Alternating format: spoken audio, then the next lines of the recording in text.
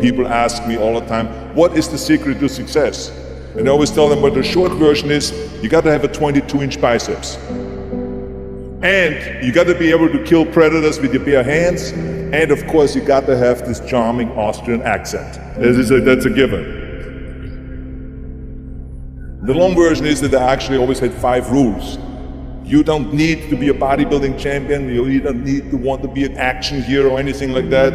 If you want to excel in whatever you do, those rules are for you. So my first rule is find your vision and follow it. If you don't have a goal, if you don't have a vision, you just drift around. You're not going to be happy. I grew up after the Second World War. Austria, right along with Germany, lost the Second World War. There was, of course, depression. There was a terrible economic situation. I wanted to get out of there. I wanted to escape. And luckily, one day in school, I watched a documentary about America. I knew exactly that is where I wanted to end up.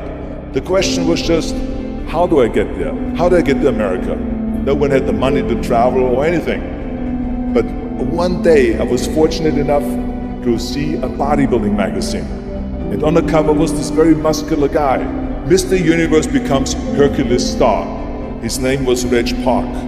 I read the article as fast as I could, learning about how he grew up in Leeds in England, poor, and how he trained 5 hours a day, every single day, and trained and trained and trained, and then he finally became Mr. Great Britain, and then became Mr. Universe.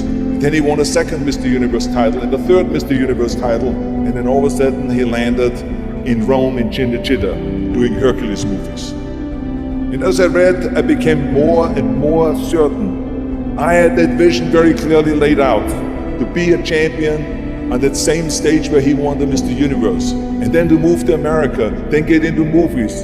From that moment on, everything that I did, no matter how hard I had to work or how much I had to struggle, it didn't matter, because I knew what the purpose was, and I found my passion. Always discover your vision, and the rest will follow.